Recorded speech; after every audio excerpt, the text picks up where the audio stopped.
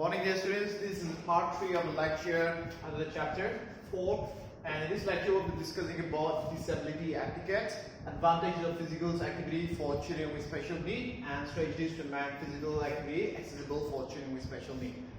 Now first of all, let's understand what is a disability etiquette. Etiquette, first of all, is a way of behavior of a human being. So disability etiquette means it's a set of guidelines dealing specifically with how to approach person with disability. So how do you need to approach, how to behave, how you must behave when you approach a person with a disability. So we'll discuss about that. The first thing we want to discuss is that we'll discuss about general disability etiquette when a person with special speech deficiency difficulties. If a person has got difficulties in speaking something, or if has got speech difficulties, then how we are supposed to behave.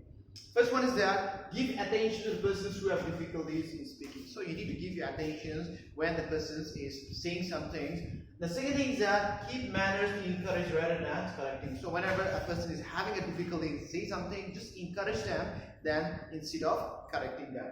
Then give extra time to conversations and be patient. So since they have problems speaking, so you need to be patient, and after that you need to give extra time to listen or to complete their sentence. If you have difficulties in understanding, do not pretend that you do. So if you can understand certain things, that you can say, you repeat it against many say against all those things, you can say that. That persons with hearing loss. So if a person has got hearing problems, then what happens that you cannot hear anything, how you are supposed to behave. The first thing is that get the person's attention with a wave of hand or tap on the shoulder. So this is the first thing you are supposed to do. You can wave since the person is not able to hear, so you can wave, or maybe you can tap on the shoulder. The second is that speak clearly but without exaggerating your lips. What happens that if a person is not able to hear, what we do is that we try to exaggerate with the lips. This is normal way of speaking, is my word, this is my lips. But when you want to speak with the persons with a disability of hearing disability, now we try to exaggerate or say, how are you doing? We try to exaggerate our lips like this. So that is not the correct way of saying. Just speak normally. And if the person is not able to hear, then what you can do is that the third point is look directly at the person and speak expressively. You can express your openness, you can look directly, then after you can express your openness, but don't try to exaggerate like this. But you can speak normally, you can increase the tone of the voice, but you need to have an eye contact. Then use sign language if you and a person are both familiar. So if you have a problem, or if you can use a sign language, means how you can use this kind of expression like this, maybe sign, all those things like this. If you are familiar with using a sign language, then you can use that, or both of you are comfortable.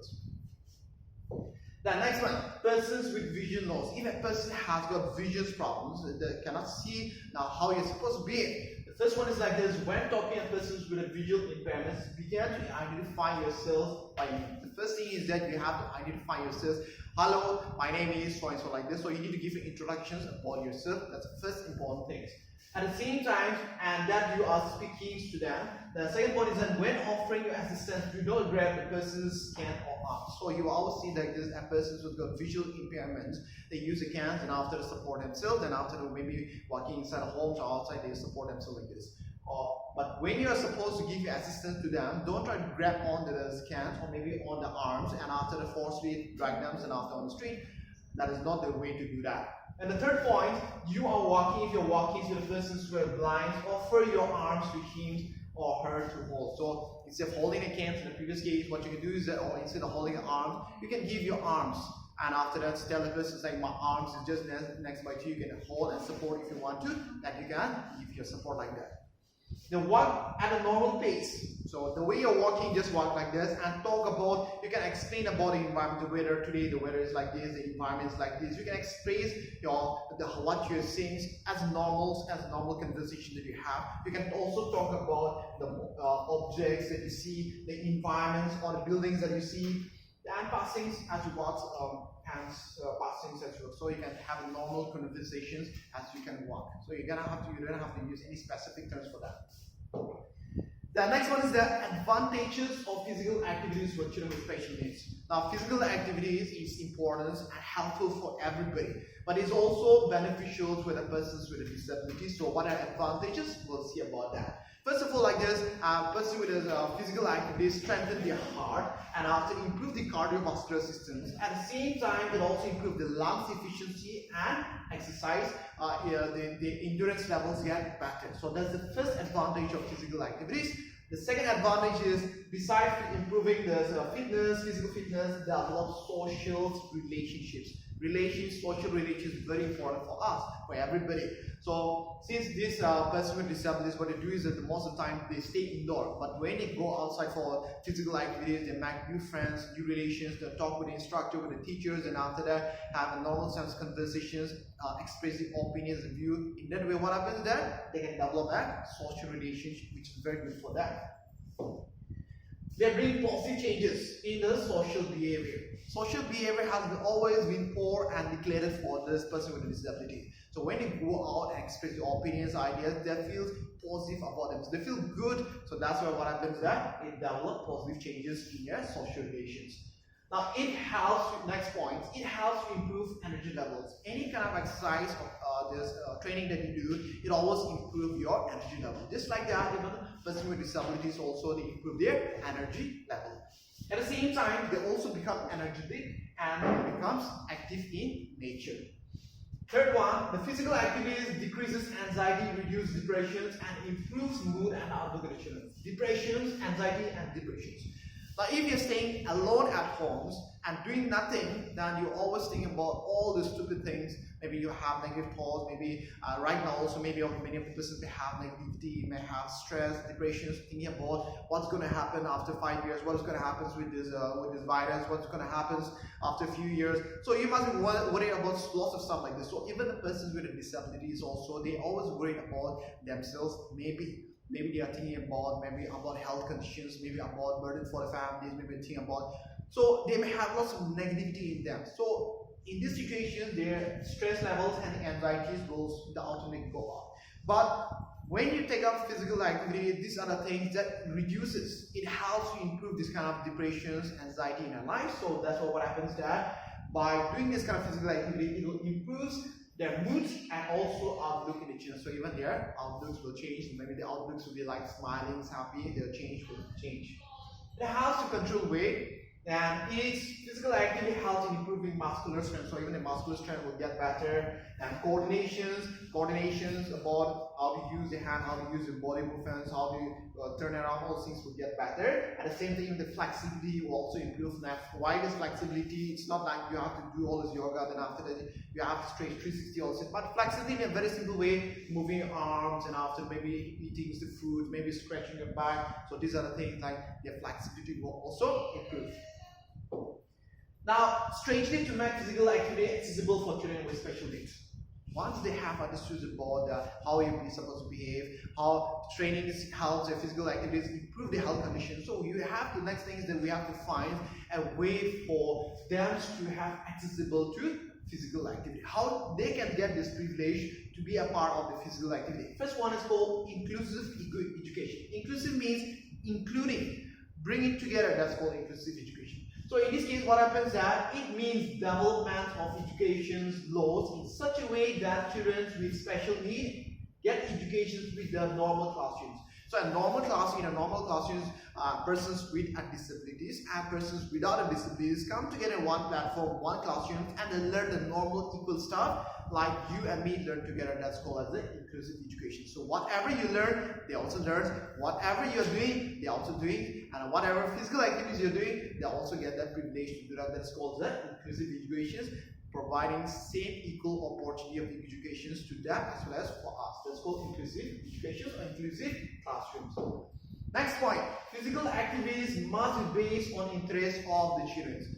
Once they are not interested about doing some things, nothing is going to work, so you need to move it on to the next activity. So that's why physical activities, we need to give physical activities only for those children that they are interested in. So that's the thing. Physical activities must be based on their interest, aptitude, and ability. Okay, at the same time, even they must be able to perform. That's very important. That previous experience in the previous year or the previous schools or institutions what they used to do. So even that is also very important. And the same limitations, must not let them do over physical activity is also not good. So that's why we have to maintain the limitation also. The level of this training is very important of children with a special needs. So that's the second point. In the third point, creating special environments. The specific environment. Specific environments only for a specific purpose, only for a specific group of people. That is called as specific environment. So under specific environment, what you can do is that student with special need can be provided with a specific play. Okay, first of all, we can let them play with a specific play, like since they cannot play all the activities that a normal persons can perform. So what happens is that these kind of persons may have specific play, like the play that can be beneficial for them, the play that they can take part. So we can get them a specific play.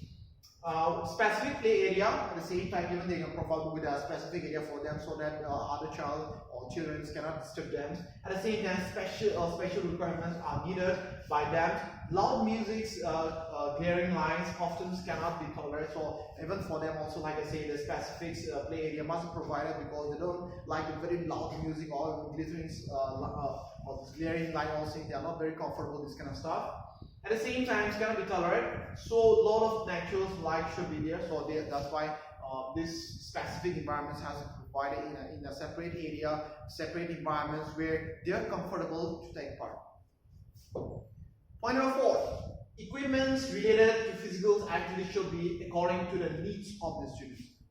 Equipments is a part of the physical activity. So whenever you perform any physical activities, that equipment is used. So what kind of equipment that you use cannot be applicable for the person with a disability. So that's why the equipment has to be changed for them in terms of this size must be changed, the shape of this equipment must change, and color and weight of the equipment must change based on the needs of the children, or this based on the comfortability of the children. At the same time, these equipments should be according to the capabilities and level of the children. So again, I select capability. Are they capable of doing that? Are they capable of using that? That's the thing we have to keep into considerations. At the same time, level of the children. Some children may be taking part in physical activity for a long period of time, so the levels can be higher. But for those children who are taking part for the first time, you're going to give them some very high levels of these tools and this equipment for them. So that's why you need to change the level of that. That's point number 5, and last point is rules should be modified according to needs of the children with disabilities. Rules every time, like every sport has got rules. But for them, what you have to understand is that they cannot follow the exact rules and regulations of the particular game, the sport. So that's why either it can be for basketball to football. You have to modify the rules. You have to make flexible so that they are able to take part. So in the beginning, rules of the physical activity should be simple. First of all, you have to make very simple rules, and gradually you can increase the rules into a little bit complicated, or in a harder levels you can do that depending upon the capabilities of the children.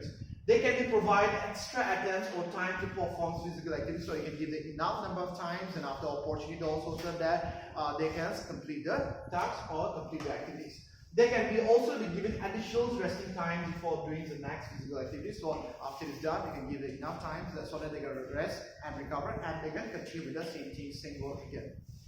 So it's a very simple explanation about this unit, and if you have any doubt or if you want to clarify any things, you can let me know. Thank you.